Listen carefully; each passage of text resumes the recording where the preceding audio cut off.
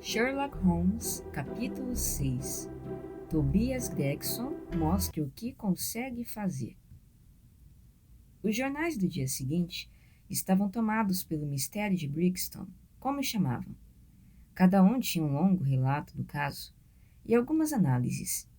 Havia algumas informações neles que eram novas para mim. Eu ainda mantenho em meu caderno de anotações diversos recortes e papéis sobre o caso. Aqui está um resumo de alguns deles. O Daily Telegraph observou que na história do crime, raramente houve uma tragédia que apresentasse tais características estranhas. O nome alemão da vítima, a ausência de motivos e a sinistra inscrição na parede, tudo apontava sua autoria para refugiados políticos e revolucionários. Os socialistas tinham muitos grupos na América e o morto havia, sem dúvida, infringido suas leis não oficiais e sido rastreado por eles. Após citar Wengerich, Aquatofana, Carbonari, a Marquesa de Brinvilliers, a teoria darwiniana, os princípios de Malthus e os assassinatos na Radcliffe Highway, o artigo concluía alertando o governo e defendendo uma maior vigilância em relação aos estrangeiros na Inglaterra. O Standard comentou o fato de que execuções sem lei desse tipo geralmente ocorriam sob uma administração liberal. Elas surgiam a partir da inquietação das massas e o consequente enfraquecimento das autoridades. O morto era um cavalheiro americano que estava morando havia algumas semanas na metrópole. Ele tinha se hospedado na pensão de Madame Charpentier, em Torquay Terrace, Camberwell. Era acompanhado em suas viagens por seu assistente pessoal, o Sr. Joseph Stangerson. Os dois haviam se despedido de sua senhoria na terça-feira, dia 4 do vigente mês, e partido para a estação Euston, com a intenção declarada de pegar o trem de Liverpool. Foram vistos na plataforma logo depois, juntos. Nada mais se ouvira sobre eles até que o corpo do Sr. Drebber fora, como registrado, encontrado em uma casa vazia na Brixton Road, a muitos quilômetros de Euston. Como ele chegou lá, ou como sofreu seu destino, são questões ainda envoltas em mistério. Nada se sabe sobre o paradeiro de Stangerson. Ficamos felizes em saber que o Sr. Lestrade e o Sr. Gregson, da Scotland Yard, estão envolvidos no caso. E foi adiantado em confiança que esses policiais reconhecidos logo irão esclarecer o assunto. O Daily News observou que não havia dúvidas de que o crime era por motivo político. O despotismo e ódio do liberalismo que animava os governos continentais haviam atraído para nossas terras um grupo de homens que teriam sido excelentes cidadãos se não estivessem marcados pelas lembranças de tudo o que haviam passado. Entre esses homens havia um código de honra estrito e qualquer violação era punível com a morte. Todos os esforços deveriam ser para encontrar o assistente, Stangerson, e determinar alguns hábitos particulares da vítima. Um grande passo havia sido dado com a descoberta do endereço da pensão onde ele se hospedara, resultado obtido totalmente graças à perspicácia e à energia do Sr. Gregson, da Scotland Yard. Sherlock Holmes e eu líamos esses artigos durante o café da manhã, e pareciam ser para ele um bom divertimento. Eu lhe disse que não importa o que acontecesse, Lestrade e Gregson certamente receberiam reconhecimento. Isso depende de como tudo se resolver. Ah, vamos, isso não importa nem um pouco. Se o homem for pego, será por causa dos esforços deles. Se ele fugir, será apesar dos esforços deles. É, cara, eu ganho. Coroa, você perde. Não importa o que eles fizerem, terão seguidores. Só trouver toujours un plus ce qu'il d'amir. Que diabos é isso? Perguntei, pois nesse momento surgiram muitos passos no corredor e nas escadas, acompanhados de expressões audíveis de nojo da parte de Nossa Senhoria. É a divisão de investigação da polícia de Baker Street, disse meu companheiro em tom grave. Enquanto ele falava, entraram na sala meia dúzia dos mais sujos e esfarrapados árabes que moram nas ruas que eu já vi. Atenção! Gritou Holmes, num tom forte, e os 6 bandidos sujos fizeram uma fila, como estatuetas indecentes. Da próxima vez, vocês devem enviar Wiggins sozinho para se reportar, e o restante de vocês deve esperar na rua. Você achou Wiggins? Não, senhor, não encontramos, disse um dos jovens. Eu dificilmente esperaria que vocês encontrassem. Devem continuar até achar. Aqui estão os seus salários. E então, ele entregou a cada um deles um xelim. Agora, vão embora e voltem com um relatório melhor da próxima vez. Ele acenou com a mão e eles correram escada abaixo, como muitos ratos, e ouvimos suas vozes estridentes na rua logo em seguida. Esses pequenos mendigos trabalham mais do que 12 policiais, Holmes observou. A mera visão de uma pessoa que pareça um policial fecha a boca das pessoas. Esses jovens, no entanto, vão a todos os lugares e ouvem tudo. Eles são afiados como agulhas também. Tudo o que eles querem é organização. É para o caso de Brixton que você os contratou? Perguntei. Sim. Há algo que deseja averiguar. É apenas uma questão de tempo. Veja só. Vamos receber algumas notícias agora com um toque de vingança. Lá está Gregson descendo a estrada com a felicidade estampada em cada linha de seu rosto. Por nossa causa, eu sei, sim, ele está parando. Ali está ele. Houve um violento toque na campainha e em poucos segundos o detetive de cabelos claros subiu as escadas, 3 degraus de cada vez, e invadiu nossa sala de estar.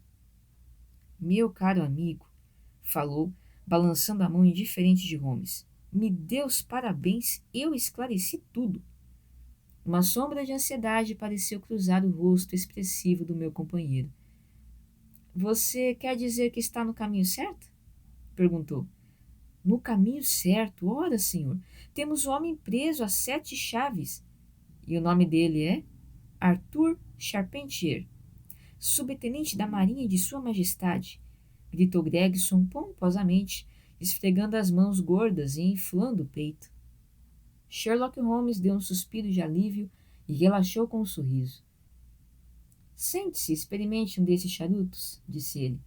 Estamos ansiosos para saber como você conseguiu isso. Aceita uísque e água? Eu aceito, respondeu o detetive. Os enormes esforços que realizei nos últimos 2 dias me esgotaram. Não tanto o esforço físico, você entende, mas a tensão na mente. Você compreende isso, Sr. Sherlock Holmes, porque ambos trabalhamos com o cérebro. Você pensa muito de mim, disse Holmes em tom sério. Vamos ouvir como você chegou a esse resultado gratificante. O detetive sentou-se na poltrona e tragou o charuto. Então, de repente, ele bateu na coxa em uma demonstração de empolgação.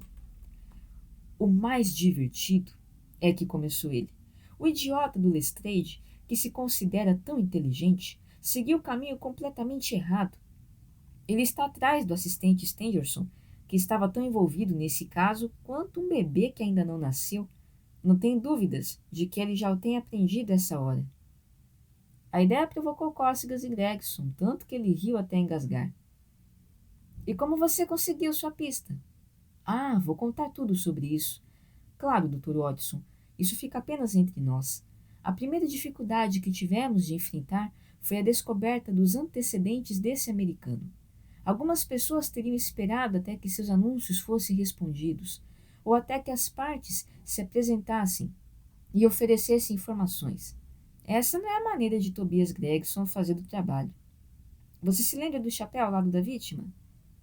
Sim, falou Holmes. Por John Underwood and Sons, 129, Estrada Camberwell. Gregson pareceu desanimar. Eu não sabia que você havia percebido isso, disse ele. Você esteve lá?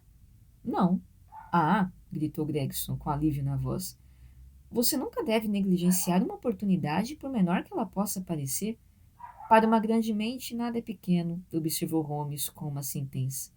Bem, fui a Underwood e perguntei se ele havia vendido um chapéu daquele tamanho e descrição. Ele examinou seus livros e respondeu imediatamente. Ele havia enviado o chapéu para o Sr. Drebber, hospedado na pensão de Charpentier, Torquay Terrace. Assim cheguei ao endereço dele.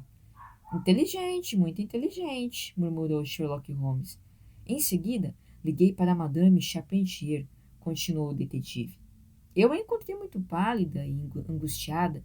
A filha dela também estava na sala, uma garota excepcionalmente boa. Seus olhos pareciam estar vermelhos e seus lábios tremiam enquanto eu falava com ela. Isso não me escapou. Aquilo não me cheirava bem.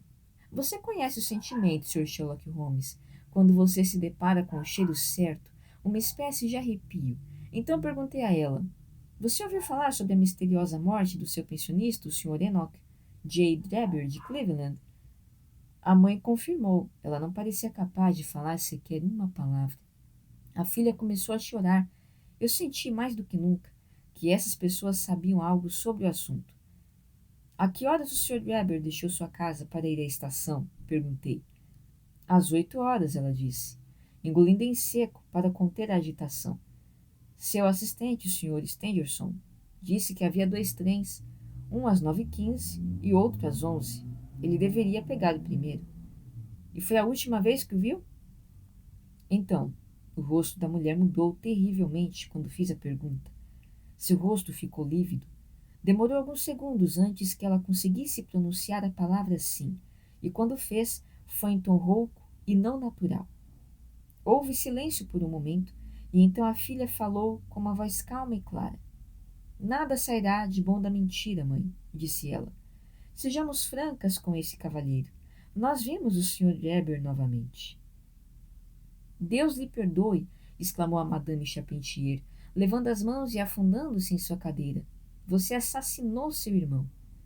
Arthur iria preferir que falássemos a verdade, respondeu a moça com firmeza.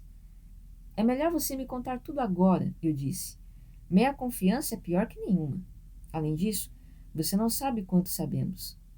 A responsabilidade é sua, Alice, exclamou a mãe, e então, virando-se para mim, disse: Vou contar tudo a você, senhor.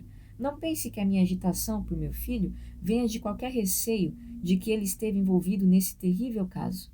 Ele é totalmente inocente disso. Meu medo é, no entanto, que aos seus olhos e aos olhos dos outros possa parecer comprometedor, mas isso é certamente impossível.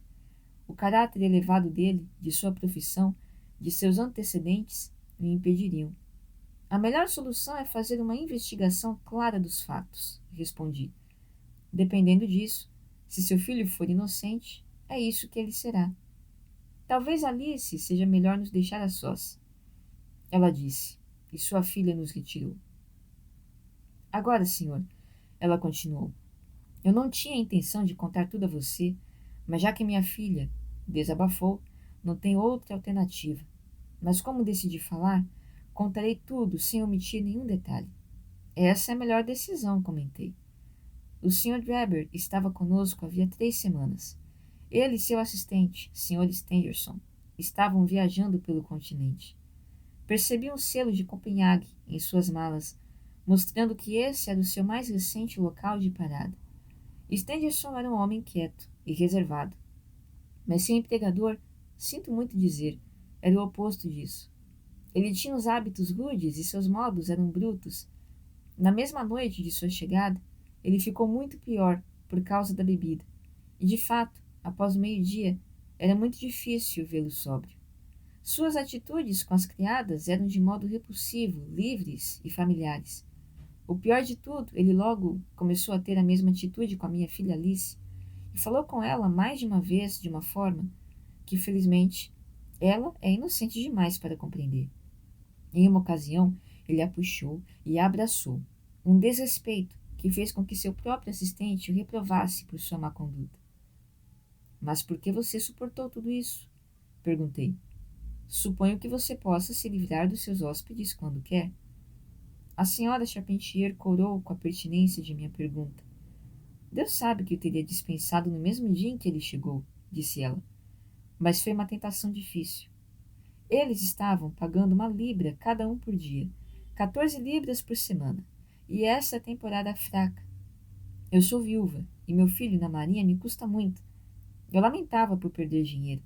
Eu agi para o melhor. No entanto, esse último acontecimento foi demais, e eu avisei para sair por causa disso. Esse foi o motivo da saída dele. E? Meu coração ficou leve quando vi partir. Meu filho está de licença, mas eu não contei nada disso para ele, pois seu temperamento é violento. Ele é muito apegado à irmã. Quando fechei a porta atrás deles, parecia que um peso havia sido retirado de minha mente. E que tristeza!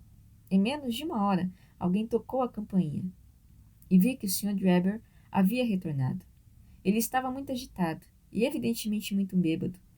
Ele forçou sua entrada na sala, onde eu estava sentada com a minha filha, e fez algum comentário sem sentido sobre ter perdido seu trem. Então ele olhou para Alice, e diante dos meus olhos, propôs a ela que fosse embora com ele. Você já tem idade, ele disse, e não há nenhuma lei para impedi-la. Eu tenho dinheiro de sobra. Não se importe com a senhora aqui, mas venha comigo agora mesmo. Você viverá como uma princesa. Pobre Alice. Estava tão assustada que se encolheu para fugir dele, mas ele a segurou pela cintura e tentou carregá-la até a porta. Eu gritei, e nesse momento meu filho Arthur entrou na sala. O que aconteceu depois disso, eu não sei.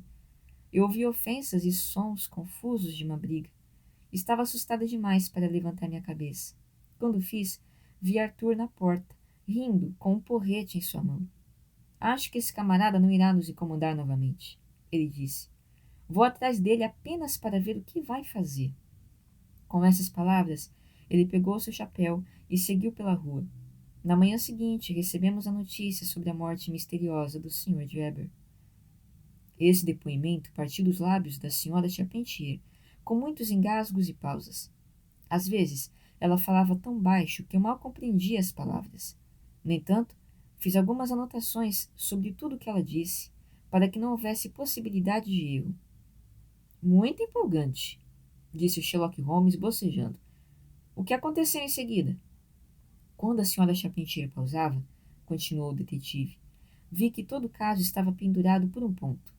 Então, olhando fixamente para ela, de uma forma que sempre acho eficaz para as mulheres, perguntei a que horas o filho dela havia retornado. Eu não sei, ela respondeu. Não sabe? Não. Ele tem a chave da porta. Consegue entrar sozinho. E foi após você ter ido dormir? Sim. A que horas você foi dormir? Por volta das 11. Então, seu filho ficou fora por pelo menos 2 horas? Sim. Provavelmente 4 ou 5? Sim. O que ele estava fazendo durante esse tempo? Eu não sei, respondeu ela, seus lábios perdendo a cor. Claro que depois disso não havia mais nada a ser feito. Descobri onde estava o tenente Charpentier, levei 2 policiais comigo e o prendi. Quando toquei no ombro e falei para que viesse tranquilamente conosco, ele nos respondeu de forma muito ousada. Suponho que vocês estejam me prendendo por estar envolvido na morte daquele Drebber Patife, declarou. Não dissemos nada a ele sobre isso. Portanto, sua alusão ao caso é muito suspeita. Muito, concordou Holmes. Ele ainda carregava o bastão pesado que a mãe havia descrito quando seguiu Drebber. Era um porrete de carvalho robusto. Qual é a sua teoria, então? Bem, minha teoria é que ele seguiu Drebber até a estrada Brixton. Lá, uma nova briga começou entre eles, durante a qual Drebber recebeu um golpe do bastão na boca do estômago. Talvez que matou sem deixar qualquer marca. A noite estava tão úmida que ninguém estava por perto. Então Charpentier arrastou o corpo de sua vítima para a casa vazia. Quanto à vela, ao sangue, à escrita na parede e ao anel, todos eles podem ter sido truques para conduzir a polícia pelo caminho errado. Muito bem, disse Holmes em uma voz encorajadora. Realmente, Gregson, você está indo bem. Você ainda não será útil. Eu fico lisonjeado por ter conseguido isso de forma bastante ordenada, respondeu o detetive com orgulho. O jovem se ofereceu para dar um depoimento no qual disse que depois de seguir Drebber, por algum tempo, este o notou e pegou um táxi para poder se afastar dele. A caminho de casa, ele encontrou o velho colega de navio e deu um longo passeio com ele. Ao ser questionado onde esse velho companheiro morava, foi incapaz de dar qualquer resposta satisfatória. Acredito que todo o caso se encaixa perfeitamente. O que me diverte é pensar em Lestrade, que havia começado pelo caminho errado. Temo que não vá chegar muito longe. Veja, aqui está o homem. Era de fato Lestrade, que subiu as escadas enquanto conversávamos, e que agora entrava na sala. A segurança e alegria que geralmente marcavam sua postura e suas vestimentas estavam, no entanto, em falta. Seu rosto estava perturbado e atormentado, e suas roupas estavam bagunçadas. Evidentemente, estava ali com a intenção de consultar Sherlock Holmes, pois, ao perceber seu colega, parecia envergonhado e desanimado. Ele ficou parado no centro da sala, tateando nervosamente seu chapéu, sem saber o que fazer. Esse é um caso muito extraordinário, disse ele enfim. Um caso muito incompreensível.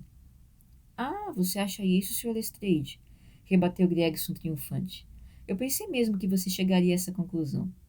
Você conseguiu encontrar o assistente, o Sr. Joseph Stangerson? O assistente, o Sr. Joseph Stangerson, disse Lestrade com seriedade.